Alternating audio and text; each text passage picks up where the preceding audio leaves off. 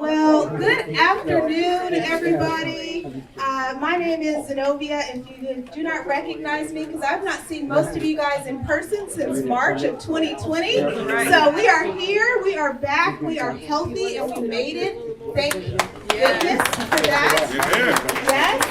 Thank you guys so much for coming out. So as you know, the Chamber each month holds a luncheon. As we wrap up the legislative season, we always like to bring in our candidates, and this is our legislative candidates forum. So we have city council candidates, incumbents, and then we also have King County, which is something that I don't think we've done in a while. So I just appreciate everyone who had an opportunity to send in their questions. You do, and Carmel will kind of go over how the question and answer session will go.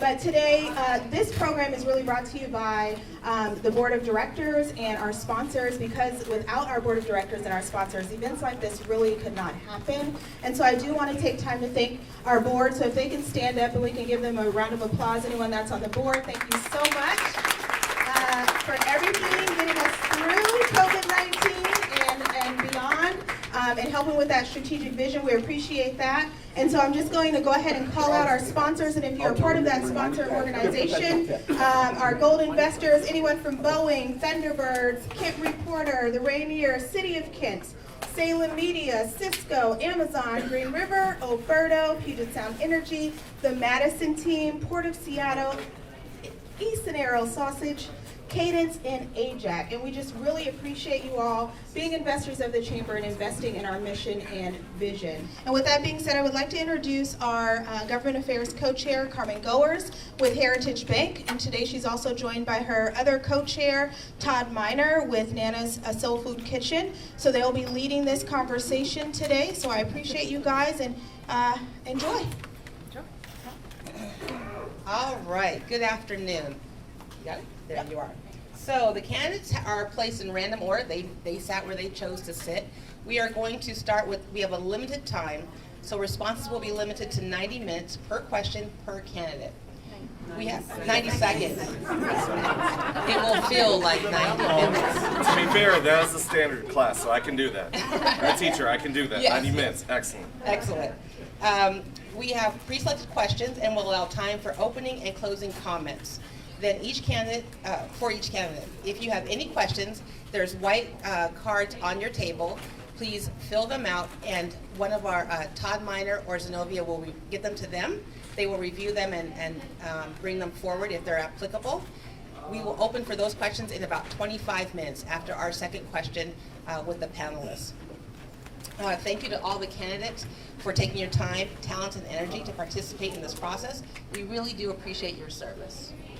And thank you to the audience for your attendance, and in advance for your courtesy in participation. Yes, all right. As Plato stated, if you do not take an interest in the affairs of your government, then you are doomed to live under the rule of fools. One of my favorite comments. So candidates, just so that you're aware, when you get to 30 seconds, you will see a yellow card in the back corner there. When your time is over, you'll see a red card. I am consistent about cutting people off. I'm well trained. I have 4 daughters, well trained. So we are going to start in order with your introductions. And again, you have 90 seconds, and we will start with Council Member Brenda Fincher. Hi, I'm Brenda Fincher, and I'm one of your Kent City Council members. I'm running for re-election to Kent City Council position number 6. I've lived in Kent for over 30 years. I've raised my children here, and Kent has always been for us a safe, affordable, and livable city where people are flourishing. And I want that for everybody who lives in Kent. I want everyone to have the chance to experience the same things I did. Places that we could go for recreation, good opportunities, good people, good businesses here. I want people who live in Kent to be able to work in Kent and spend their dollars in Kent. And so we know that we need help with our businesses. Thankfully, we were able to help some of our businesses stay in business during the pandemic. But I want us to do more of that. We have apprenticeships, we have 2 colleges in the area, we have internships. We can do more, and that's what I want to keep us working toward. Affordable housing is one of those things that we have to have in order to keep people working and living here. So we need more options as far as workforce housing, affordable housing, different types of housing stock, including housing for, because we know we have a pretty large unsheltered population. So bringing in options such as supported housing and also tiny houses. So making sure that Kent remains safe. We know that we have a number of people who are concerned about safety. We have a police department that can help address that and has been working. So thank you, and I ask you for your vote. Thank you. My name is Tony Troutner. First of all, I want to thank the Chamber for having us today, and also Alki Bakery for hosting. It is amazing to see you all in person and hug some of you. It's just wonderful. My husband, Brett, and I have been married for 27 years. We have called Kent home since 2000, but I grew up primarily in the Pacific Northwest. We have 2 wonderful boys that have graduated from Kent schools. Very proud to say that my oldest son, Kyler, just got a job as a commercial pilot with SkyWest Airlines. And then my youngest son just graduated from the University of Washington, and he's pursuing a career as a firefighter. I was elected to the Kent City Council in 2017, and then I was chosen by my peers to be council president in 2020. I am currently also chair of the Puget Sound Regional Fire Authority, and I sit on regional committees such as the Regional Transit Committee, Regional Law, Safety, and Justice, Ryan 9, which is the Watershed Ecosystem and Salmon Recovery. I also sit on the Puget Sound Regional Council Board and the King County Flood Control District. We've done a lot of great work in the past 4 years. Hopefully you will see some of that work highlighted in the answers to the questions here this afternoon. Of course, this pandemic had no playbook. I'm very proud of what the city has done to get us through this and our accomplishments, and I hope that you will see that this afternoon. So thank you very much. Hello everyone, how are you doing today? Great. Excellent, perfect. So, my name is Cliff, Cliff Cawthon rather, but y'all can call me Cliff. I'm running for Kent City Council position 4. I am a homeowner, I'm an educator, and actually as of 2 weeks ago, I am the Coalition, Pro Housing Coalition Strategy Manager for the Sightline Institute. The simplified version of that is I work with many people like yourselves, folks in the labor community, people of conscience, and many of the great folks here in the city of Kent in order to advocate for policy changes at the state level in order to expand our housing supply, as well as to make sure that those who are unhoused are able to have the opportunity to get housing by, of course, making sure that we have an abundant amount of housing. But let's get to the why. So I'm running because when I look at Kent, I see a city of opportunity that for really where I grew up back east, that there wasn't a lot of opportunity for young men that looked like me. And that I'm proud to say that I was able to come out here west. I was able to find a woman I love, and I was able to get a master's degree at the University of Manchester, and I'm proud to call Kent my home. And I want to see our community really thrive. And in fact, when it comes to the great work of city staff, and when it comes to the work of many progressive trailblazers, a couple of them are in the room right here, that quite frankly, I think that we need more progressive voices in order to push things forward, particularly for small businesses, as well as for many people in our community who want to see. I'm sorry. Oh, I'm at time. I'm sorry. Okay. I was enthralled. I got lost there. Oh, that's good then. I know. Perfect. Thank you. All right, good morning. Can I get a good morning back? Good morning. All right, is it still morning? I don't know.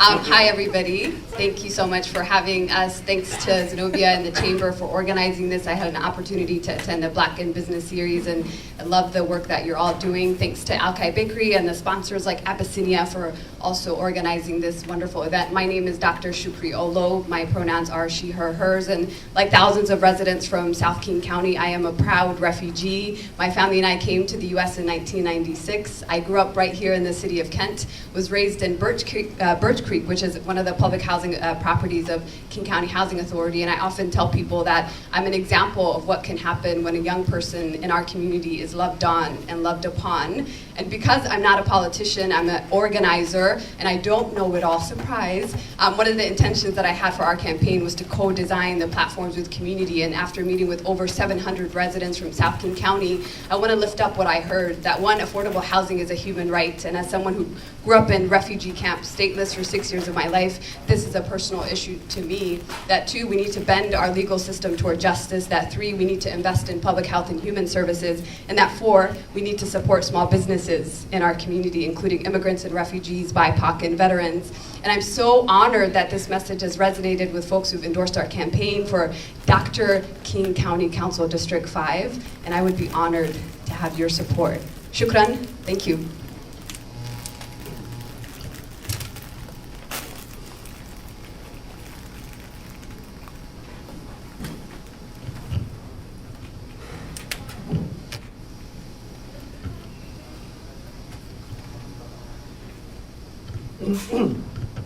Hello. My name is Brad Cairns from Kent. Born and raised. And I'm not here because I want to be. I didn't choose this race. This race chose me. And the reason I'm here is it has come to my attention that there are police officers and government officials in our region that are acting outside of the scope of their oath for office. If I'm elected, if you choose me to lead, I promise you that the people that our children are raised to trust, respect, and look up to will conduct themselves with dignity and honor. I promise you there will be no other way.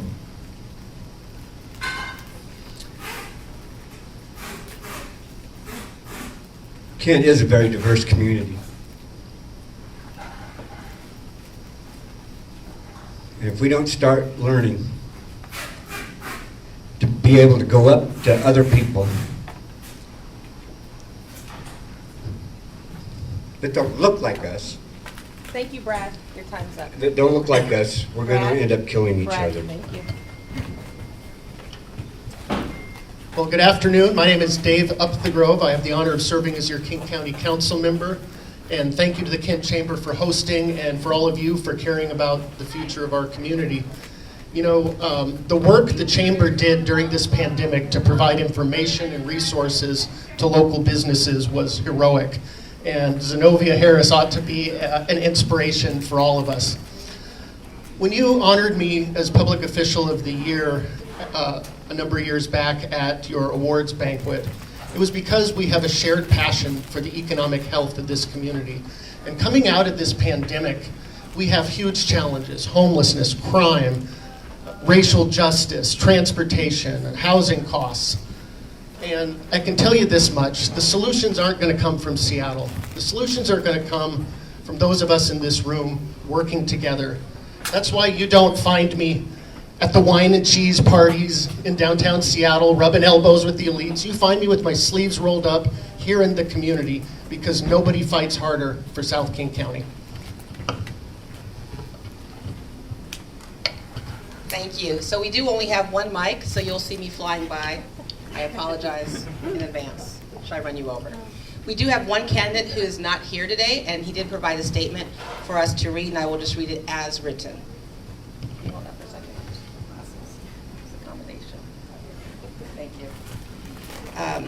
My name is Larry Husey, and I'm running for Kent City Council, position number 6. I'm currently boycotting the COVID vaccination until the Joints for Jabs program has ended. This program allows 18-year-olds to get a free vaccination and then a free marijuana product.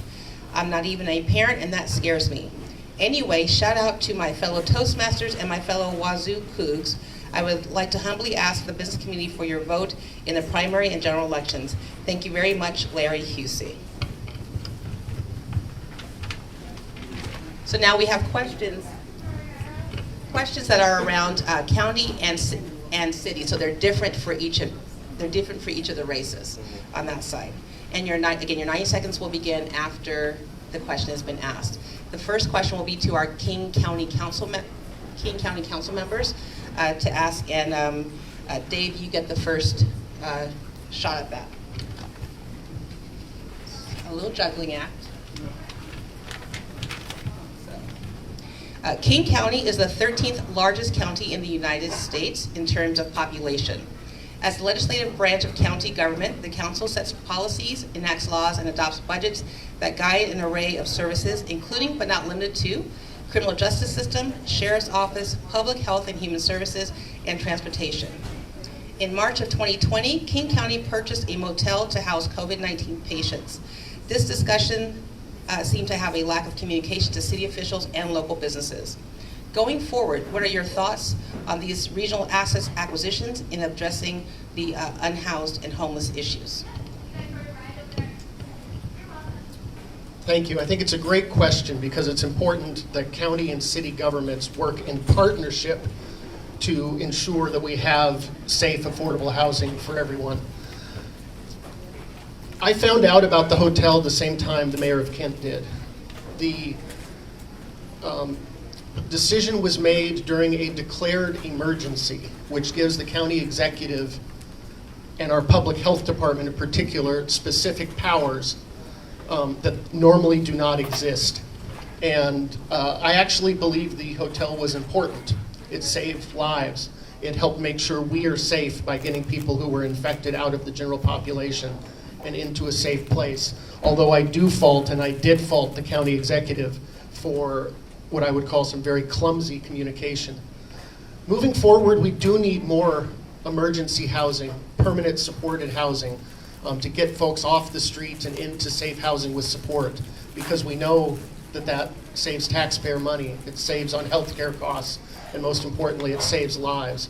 And the best practice that I believe in is to work with a city so that the city and their planning commission can help determine the best locations, can engage the community up front, get questions answered, and shape the design of the project so it works with the community. I'm interested perhaps in pursuing what some other jurisdictions have done, which is a good neighbor agreement between King County and the cities. Thank you. Thank you for that question, Carmen.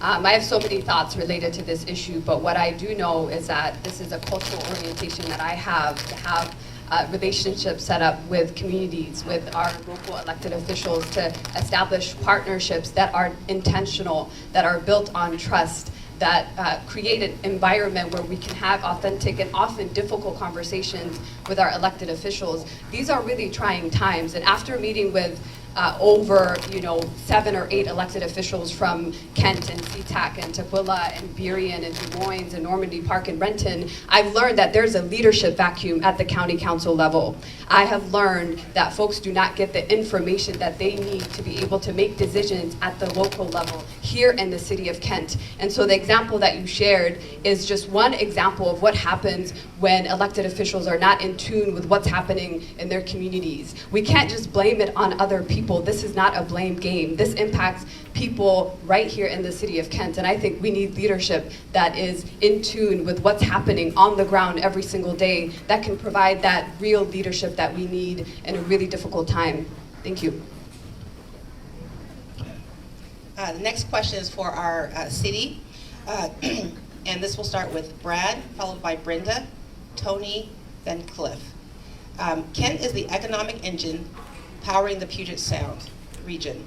Our manufacturing and distribution center is the second largest on the West Coast and ranks 4th in the nation.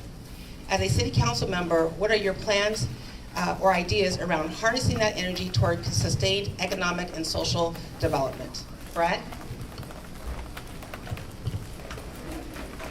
Well, the sustained economic social development. First and foremost, government must stay out of the way of business. I couldn't feel stronger about that. Government has no place in business. Of course, we need to raise the funds to make our city work, protect our people, educate our children.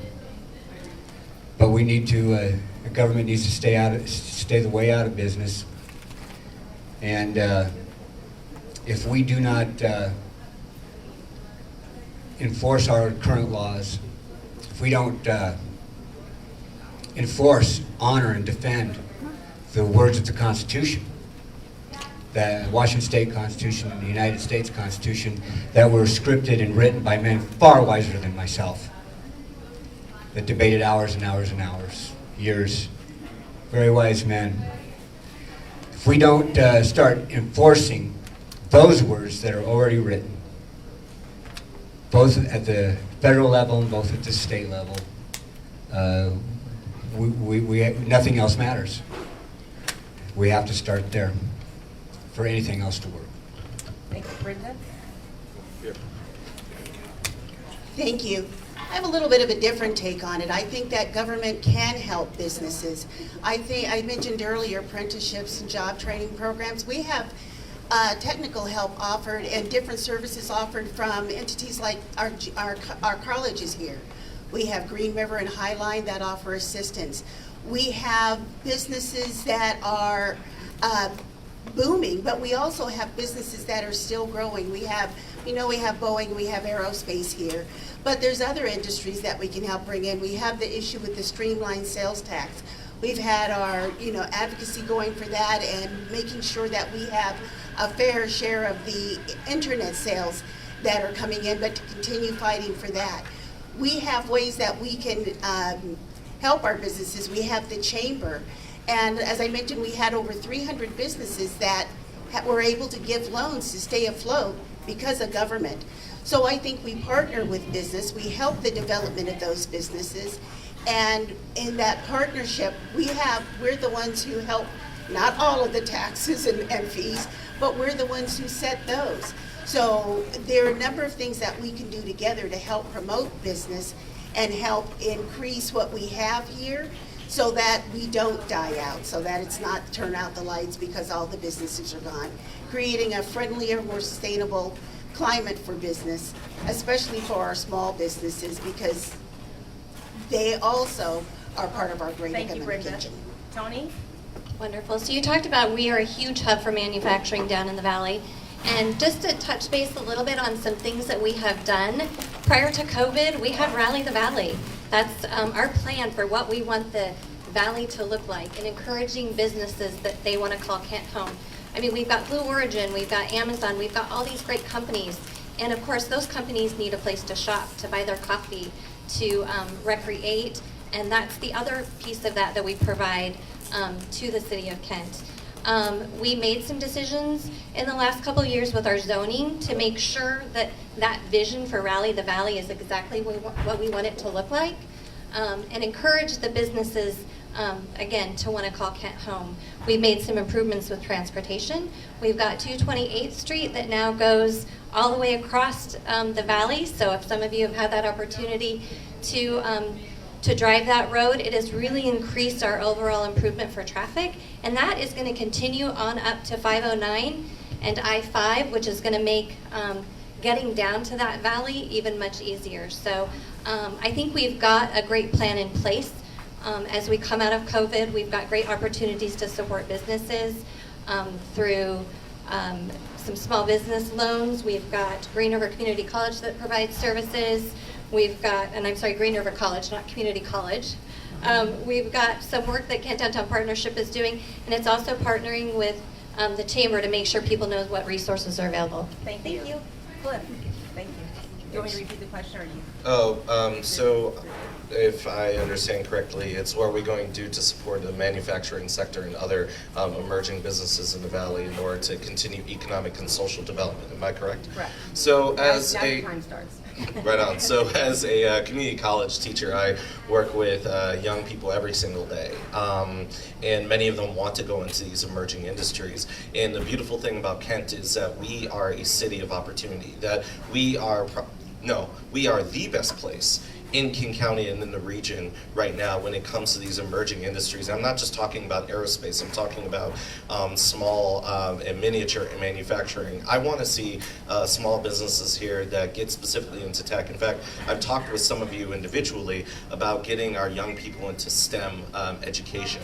And as an educator at Bellevue College and working with colleagues, or rather working across colleges with colleagues at Highline Community College as well as Green River Community College, that I know that we can leverage those relationships. So that's one thing. The second thing is when it comes to incentivizing those businesses, that we have to have a plan and basically bring those folks to the table in order to create the kind of climate that they need to relocate these future-looking industries in this area. And then the last thing I want to bring up is that when it comes to infrastructure, I want to make sure that the West End and the East End and the Valley here in Kent are connected, so we can have essentially a more efficient transportation system for workers in order to come here to be able to get opportunities, as well as to be able to live in our city. And I'd love to talk more with all of you. Yeah. Thank you, Cliff. Shokri, this will start with you. Criminal justice reform has been highlighted over the last year. It has been concerning to business regarding the conversations around the lack of enforcement of certain crimes. What is your position on criminal justice reform?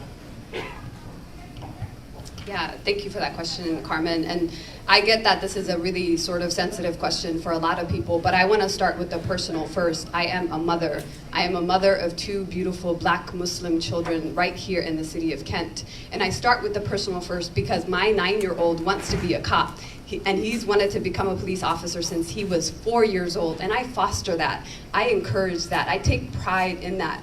But what I also know is that in our community, my little 9-year-old will become a threat to somebody in a few years. This little beautiful Black boy with beautiful brown eyes, and I'm sure every parent feels this way about their child, will become a threat to somebody. And so I start with the personal first and say that this is about making sure that all of our communities stay safe, that my children have an opportunity to not just survive, but thrive in the city of Kent. And so our campaign is committed to that. It's committed to ensuring that we have upstream services for young people in our community, that we take a deeper look at our county's budget, which 72% of our county spends its funding. Our budgets are our value documents. 72% of that is spent on public safety. We have to change that.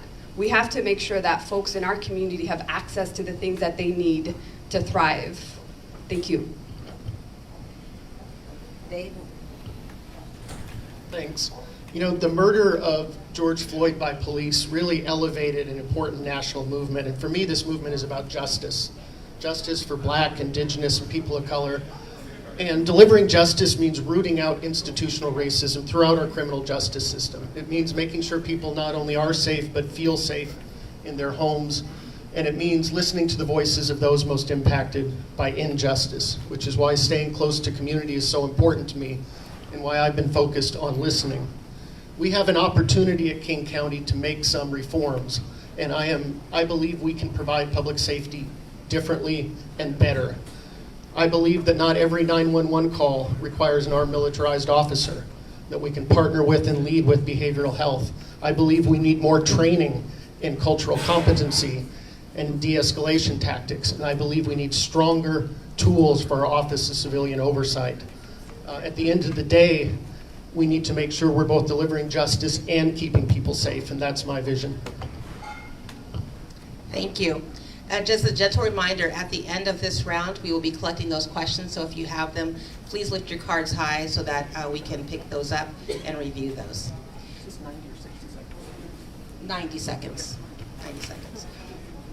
Or 90 minutes, you know, whichever math works for you.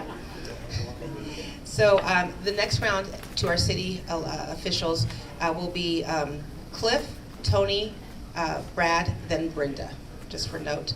So in 2018, Kent voters overwhelmingly rejected a levy to expand the police department. The chamber consistently hears about the depolicing of property crimes. As a council member, what do you see as your role in strengthening public safety?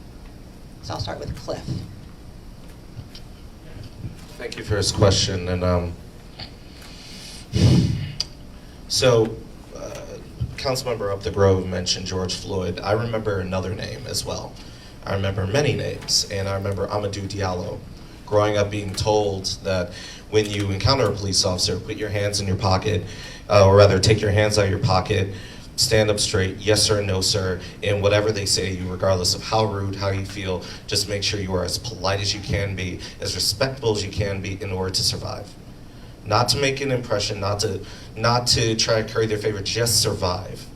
So I take it very seriously when I see our officers, the police force that we pay for, the police force is supposed to keep us safe, abusing or not working with our community in order to make them feel safe and valued. That being said, I believe that we need to reimagine public safety and in terms of investing in mental health as well as investing in those specialists that can help people who are in crisis and working with and have those folks working in tandem with law enforcement in order to address issues that, again, that don't really require a militarized response, and more importantly, that we should have a public investment that reinvests in our community, because an over-resourced community is a safer community.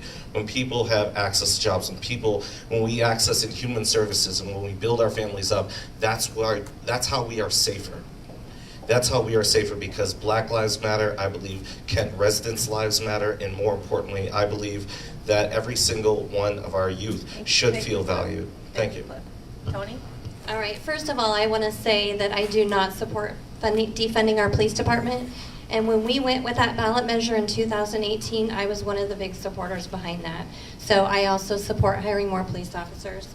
Are we doing a good job in Kent? Yes, I think so. Can we do things better? Absolutely. There's always room for improvement. And just want to highlight on some of the things that we're currently doing in the city of Kent. We have a community immersion law enforcement program. So all of our new hires have to do 200 hours of volunteer service in our community with our diverse group. So that means they're learning about the cultures of our diverse community, they're building relationships, they're building trust, and they're creating that transparency that we want to see in local government. We also hired a race and equity commander. We actually promoted Commander Bobby Hollis to that position. He is currently working with Yuri, who is our race and equity manager, and they're partnering with Auburn and Federal Way to put together a DEI, which is called the Diversion and Equity Inclusion Network, and they're working on putting together some best practices and how we can face this topic together as a region.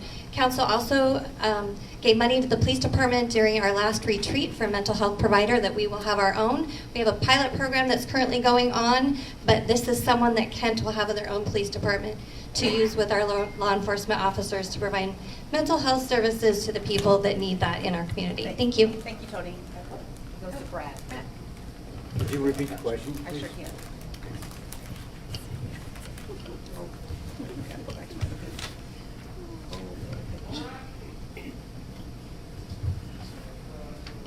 In 2018, Kent voters overwhelmingly rejected a levy to expand the police department. The chamber consistently hears about the depolicing of property crimes. As a city council member, what do you see as your role in strengthening public safety?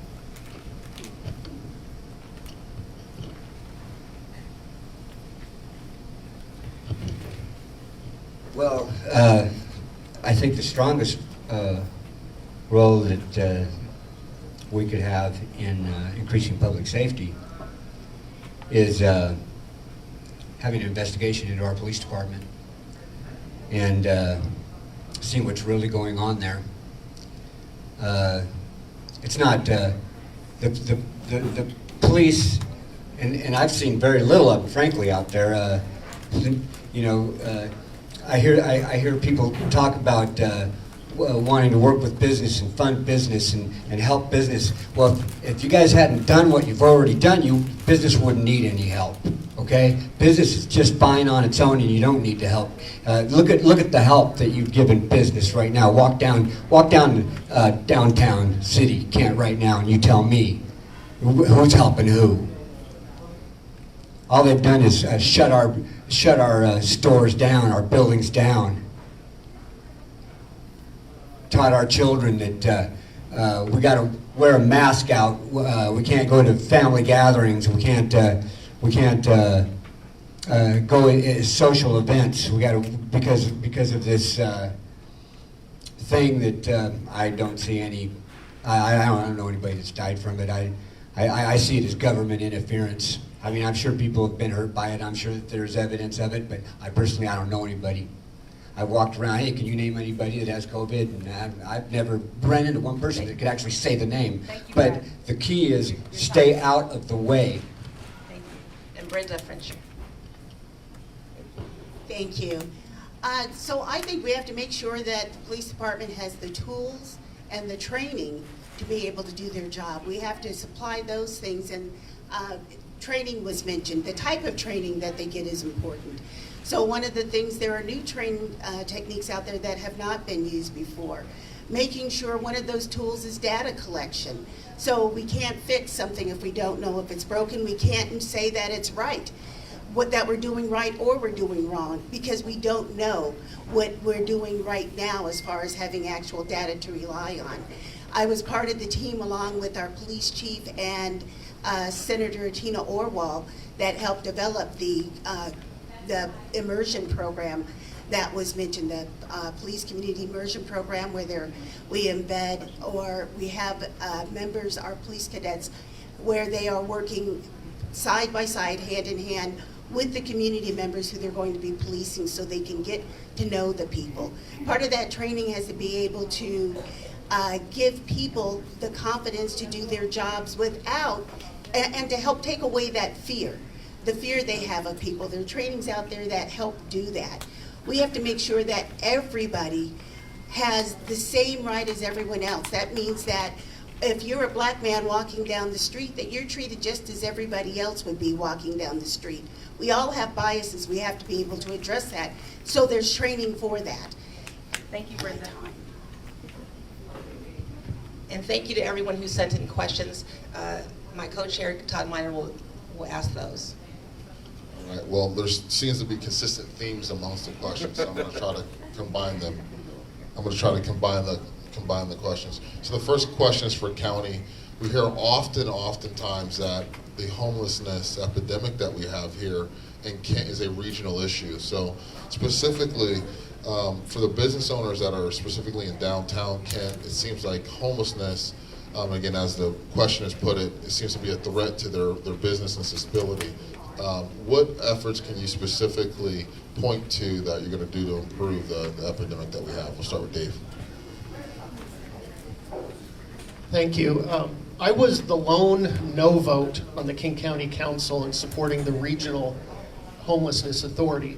I believe it is a regional issue, but no one in South King County came to me and said, Dave, you know what would help us with our problem here in downtown Kent is if we could team up with the city of Seattle to solve the problem. And so I think the best solutions are going to come from us. I was really proud to support a big, new, bold proposal recently to invest $350 million in emergency and eventually permanent supported housing. And the good news is we don't have to wait 4 years to build it because the housing's available now. With this funding, we're going to purchase hotels and long-term care facilities in cities that are willing. And by doing this, we also will provide behavioral health services, that's mental health and addiction services on site for those individuals.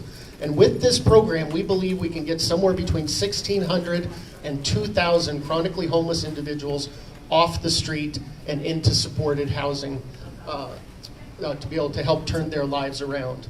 I think it's important that local governments enforce the laws. I think it's important we provide services and programs so people have a place to go, and we're making big progress in doing this.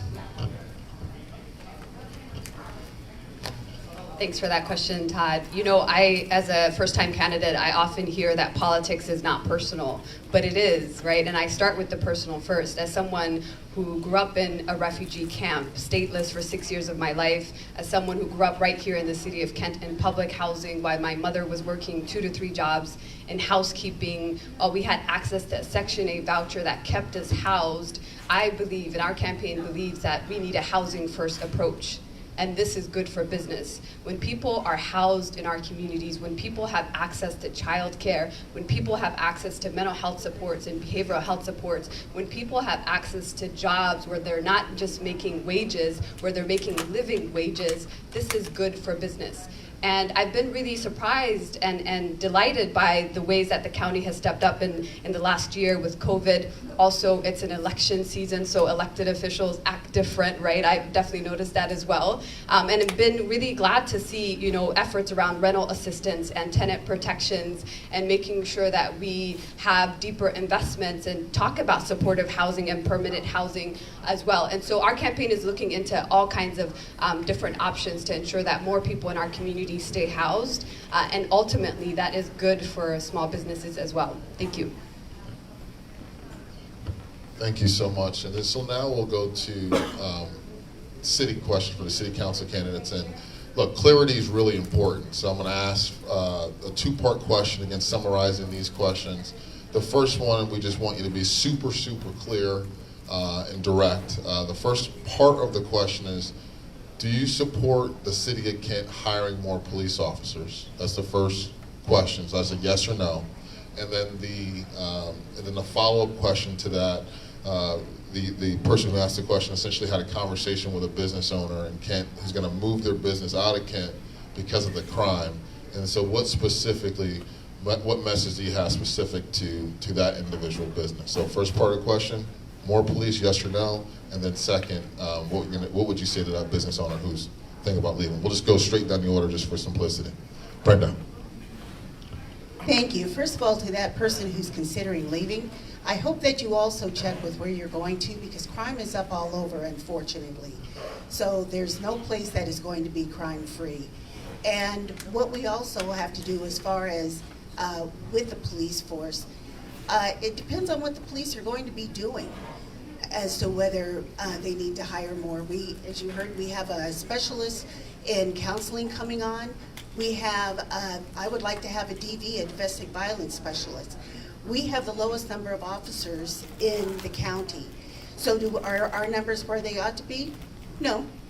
So yes, I would say that we need more, but we also need other services.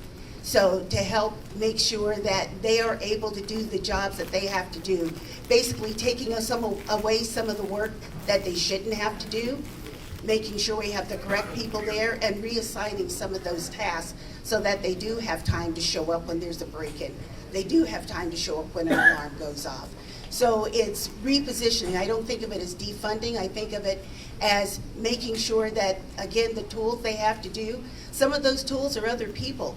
Some of those tools are other tactics. So making sure that they have what they need to do the job. So right now, we're not there. But can we get there? Yes, we can. Thank you. So the first part of that question was, do you support hiring more police? I've said it before. Absolutely, 100%. I would support hiring more police. I would also support, if we chose to bring it back again at another time, being an advocate for that. When we talk about crime in downtown Kent and businesses, it is very sad when we see businesses that are choosing to leave Kent. I think it's about continuing to build those relationships with our police department and our business owners. You know, I talked a little bit about going out into the community, having our new hires, being involved with the diverse groups across the city. I think that there's something to be said for our police department getting out there and staying in touch with our businesses. I know Kent Downtown Partnership has a great relationship between their safety and security committee, working directly with the police department and bringing in business owners to have those conversations and say, hey, what are your concerns? What things are happening?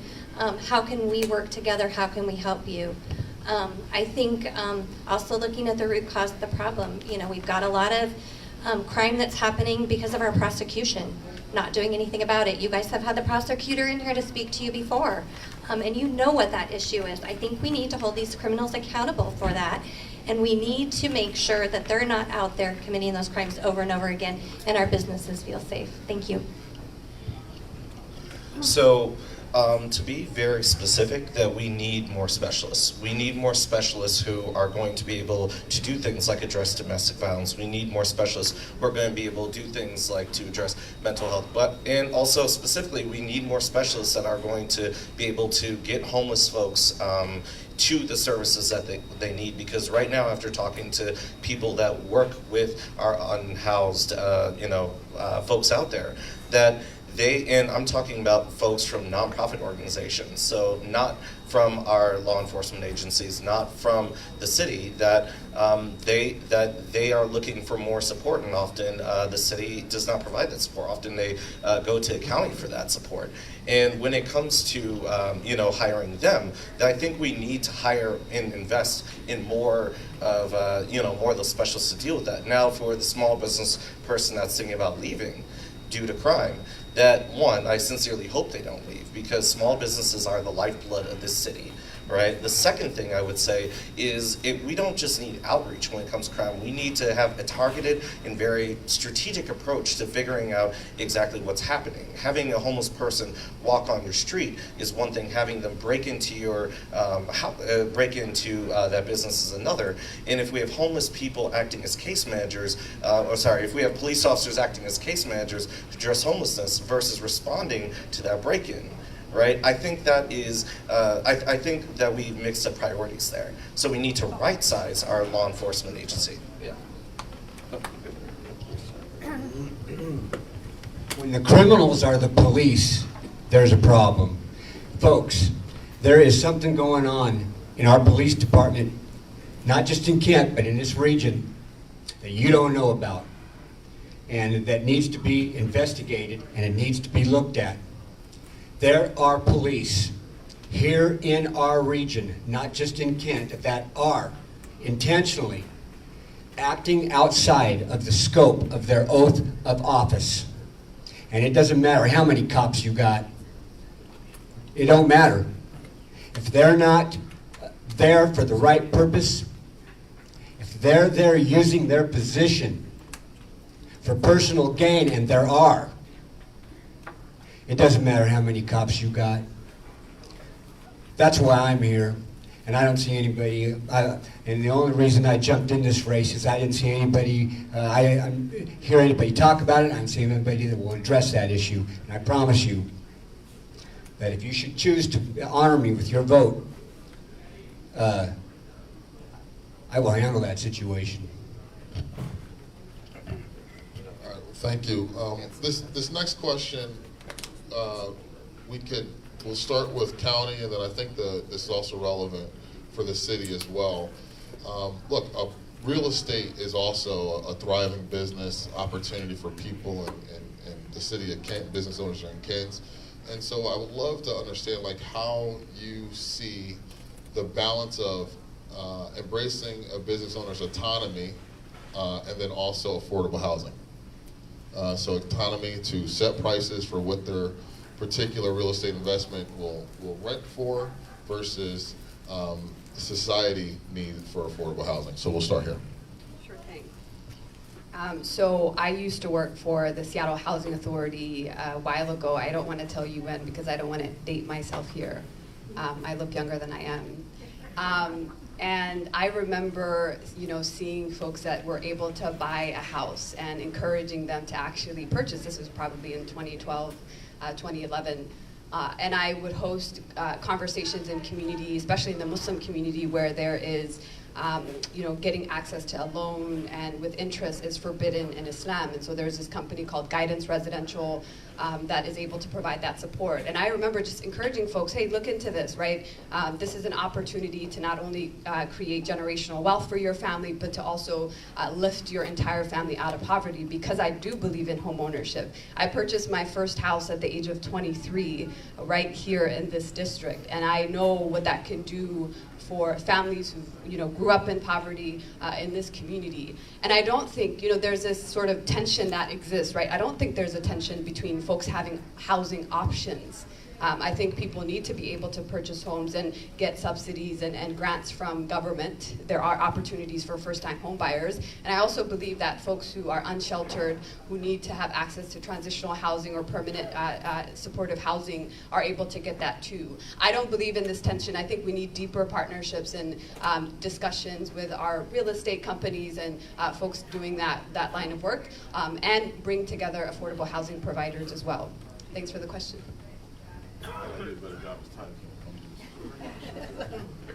You're doing great. I don't think the goal of affordable housing and successful real estate businesses are at odds. In fact, I think there are some solutions that advance both of those interests at once, and that's really addressing the housing supply issue. And King County has no jurisdiction, obviously, within any of the renters regulations or land use within the city of Kent. But generally speaking, I think local governments at all levels need to make sure that we are planning and accommodating for the growth that is coming. We have a Growth Management Act in this state, and it tells us certain areas where you can't build out in the rural areas. We want to protect that. But that means we need to have strategies that ensure we can accommodate that growth in our urban areas. And when we do that, that not only is good for the housing industry, but it's also good for those who are seeking to get into a home or to rent.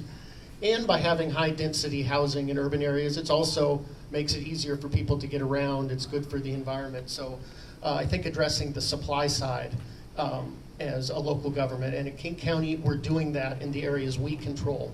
Skyway, White Center, Vashon Island, by trying to make it easier for people to build accessory dwelling units, the mother-in-law apartments, by allowing more homes to be built in a certain area, so in order to accommodate that growth. So I think that's one of the strategies that really is a win-win.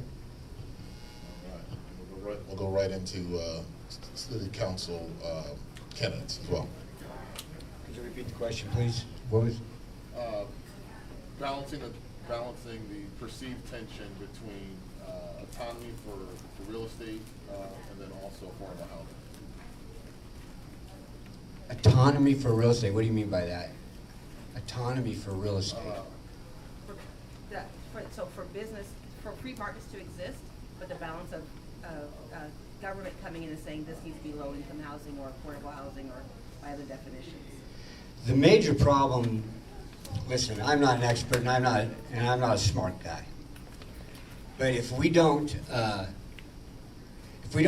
first of all, stay out of the way of business, and stop holding businesses down, what we're talking about is going to continue. The problem we have now is because of what we've been doing. We've got to stay out of the way of business. Listen, no minimum wage. Minimum wage, we need a livable wage. No minimum wage. Stay out of the way of business. If you don't want to work for $5 an hour, don't take the job. But I guarantee you, if you take away the minimum wage, our economy, you will see less homeless because more people will have a chance at work. I guarantee you. So, I've been living on the streets down here, and the major problem of most of the homeless people, in fact, I could say 95%, they're on heroin. It's heroin. That's what's going on out here on our streets, and that's what's keeping people homeless. Now, I don't have an answer for that, and that's not my issue, but I can tell you that's what's going on. And it is drugs. Now, can we throw money at it and make it better? I don't know. But what we need to do is make sure that our police enforce the existing laws that are here now, and stop throwing money at programs to teach people, or reform people, or help people. You don't need to throw money at that. What you need to do is, if you've committed a crime, put the person in jail and let him reform himself there. Okay, so when it comes to this perceived tension, I really do think that we're missing a major opportunity here. So when it comes to building affordable housing and also and also supporting the real estate market, we need to build more housing.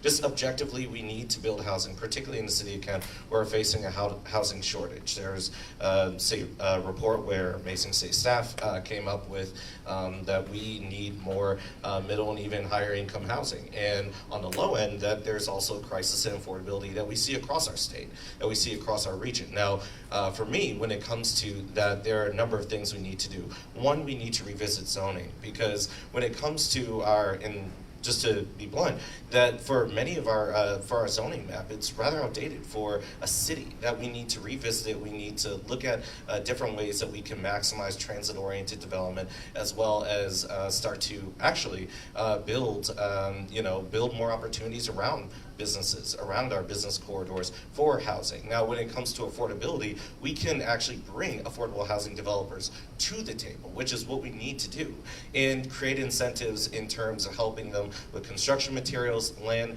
different things like that. And last but not least, that if we want to build higher, that we can actually work with them in order to build also affordable units, so we have mixed income neighborhoods. And in mixed income neighborhoods, you tend to see a trend where people who are on the low end tend to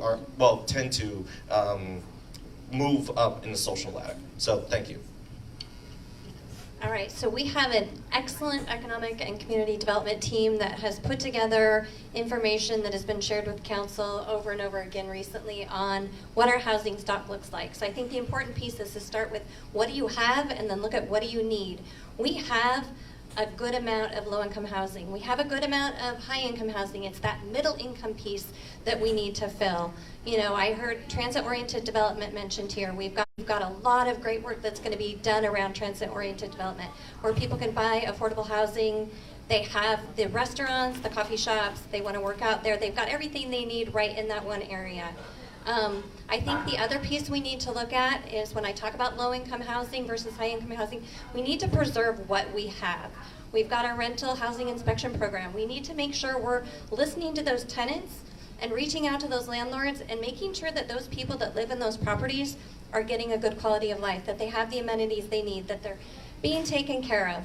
We also need to look at our mobile home parks. We recently did a study on how many of those we have, the kind of people that are living in there, and what their needs are. And I think there's some efforts that can be done there to look at, we don't have an inspection program, but what kind of needs do they have that the city can work with them to make sure that they also have that quality of life that we expect every resident here in Kent to have. Thank you. Thank you. I think there's a number of things. One was zoning. So right now we have, I wouldn't cut out single-family zoning, but you can allow other types of housing into some of the groups. We need that market rate, because quite frankly, if you look at Meeker Street and you look at the improvements that were made there, we got those improvements not because the city put them in. The city set the requirements that had to be built, but it was the developers who built there that were able to match those requirements and made a big improvement on that street. So that's one of the things that the city has done. We also, though, do need housing, as we have the Kent Housing Options Plan, which is what she was talking about. So we have that plan that did tell us we have a variety of housing. One of the complaints is about homelessness. I mentioned the need for supportive housing. Supportive housing offers all of the services, not just putting a roof over someone's head, but teaching them all they need, the counseling, helping them be able to survive and maintain that housing. So being able to have that lets you, if we have that, you can mix. I love the mixed income areas, because you have the high income, you have the lower income, you have all levels, and everybody rises. So you don't have, we have one supported building up off of Pack Highway. You go up there, it's clean. It's not poverty that pulls it down. It's the quality of the buildings that they have. Have they been preserved? Are they clean? That's what keeps your housing prices up. That's what lets people pay a higher rent. So don't equate dirty and poor. Here, here. Thank you so much. First of all, let's just give it up for all of our candidates. We appreciate it. So now I hope you all have been practicing. Now it's time for the closing pitch. Okay. I mean, you got 90 seconds. We'll start with the 60 seconds. Look, let me tell you something. 60 at the end. 60. You said we had 6. All right, so you got 60 seconds at the end, and look, thank you for your grace. I'm just not the good timekeeper, so I just I'll do better next time. No, you're great, man. 60 seconds, Dave. I'm gonna have to take it from you. No, pass it down. Okay, thanks. Well, thanks, Todd and Carmen, for hosting. And to everyone here and everyone watching, I would like to humbly ask for your vote. If you'd like more information or would like to volunteer or donate, visit my website, daveupthegrove.com. You can also find me on Twitter, Facebook, Instagram at electupthegrove. I want to end with a story. About 10 years ago, my father unexpectedly lost his vision. He went blind. And one summer recently, I set my alarm clock for 4:30 in the morning, scooped him up, drove up to Seattle, and we jumped into the cold water of Lake Washington, and we swam a half a mile. Then we got on a tandem bicycle, a bicycle built for two, and pedaled 12.5 miles. And then with my dad at my side, we ran a 5K. And my father, at age 75 and blind, successfully completed Seattle's Seafair Triathlon. And as we came across the finish line that morning, I realized my dad was demonstrating a powerful truth. Working together, we can overcome any obstacle. And I look forward to working together with you to build on the progress we've made. And I'll use every ounce of my experience in relationships to fight on behalf of South King County. I was born in Kent. Wanted to be a magician my whole life. Wanted to grow up and be a famous magician, and I never stopped. I'm a veteran of the United States Army, honorable discharge. I was the general manager of the largest non-tribal casino in Washington State, in Spokane. You can check my record. I own a very valuable piece of property in Pacific I bought with my VA loan in Pacific, Washington. And I've got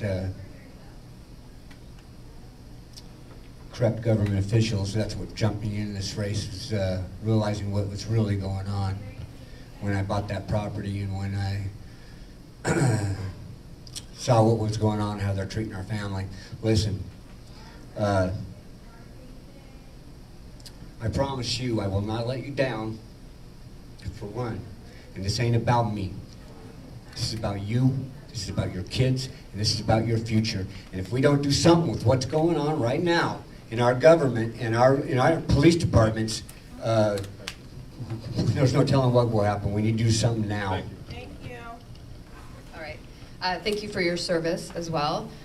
So every time I step into these sort of spaces, I have to ground myself in affirmations that I belong here. And I literally think about that often, that a kiddo like me who grew up in this community could be in this position today, speaking with incredible leaders from the chamber and beyond. And I want to also thank Zenobia, Todd, Carmen for creating the condition for me to feel like I belong here in this space. I want to also make sure that you know that my candidacy is not an indictment on the incumbent, Dave Upthegrove. We are grateful for his 20-year service to South King County. But this is an opportunity to center those of us who have lived experience, those of us who are at the intersections of oppression in our community, to be able to lead with a sense of urgency so that all of us get the resources that we need to thrive. You can learn more about our community co-design campaign at electshukriolo.com. We are on the socials. Thank you for the opportunity. I saw you coming, Todd. I was like, oh. Excellent. Wow. It's been an honor to sit here, honestly. Thank you so very much for inviting me to this. And, you know, Tony, when you mentioned the light rail, it piqued my ears because I actually worked on that campaign. So every time I go past the new Kent Des Moines, I'm just going to call it Kent, the new Kent light rail station, I get a sense of pride because I remember knocking on so many of our doors, talking to so many neighbors in how they wanted a better transit system. And I've had so many wonderful conversations. I'd love to share more of them with you. And all of you are my neighbors. So, hell, I've been to a number of your businesses, so I look forward to having more conversations with you. So I encourage you, please, to reach out to me. www.cliff4kent.com, www.cliff4kent.com. In fact, you should take out your phones, because my phone number is 206-747-7694. Day, afternoon, evening, night, call me, please. and of course, we're on the socials. Thank you. Thank you. So we're a council of 7 members. We all have different backgrounds, we have different opinions, different thoughts and ideas, but that's what makes us work so well together. Something that former council member Dennis Higgins taught me, and I tell this all the time, I might not agree with council member Fincher all the time, but it's my job as a council member to say, hey, help me understand why you feel the way you do about that idea or thought. And working as a council is for us to come together and compromise and do what's best for the city of Kent, for our residents and our businesses. And I think that that's what makes us really great. I have proven leadership, I have the experience, I have the relationships with my colleagues, with our community, and also out in the region. And I think that's really important moving us out of this pandemic, that I am ready to continue moving forward and getting Kent in the right direction. And I am grateful to be here. Thank you for allowing us to speak today, and I appreciate your support. Thank you very much for having us here today. Being a council member, I've been a council member since 2014. It's an honor. It's an honor to have the trust of the people, and it's an honor to be able to serve the community that I care about deeply. I have been in this position and have been able to make some changes that I think have been good for the residents, good for the businesses, and it's about balancing that so that all of that weight is not on one or the other. You know, having a strong community, it's about the businesses, it's about safety. And safety is our police department, but it's also sidewalks, it's our roads, it's our mental health system. It's all sorts of things that are mixed into that. So making it a safe, livable community where people want to live, where people want to work, where they choose Kent, that's what I want. I want people to want to be here and to help this community thrive and grow. So I ask you for your vote. I ask for your continued confidence. I'm at info@brendafincher.com if you want to reach me. And feel free to call me if you have questions, and I would love to talk and answer those. Thank you. Thank you to all of our candidates for attending today. I'm going to dismiss you from the stage so you can mingle.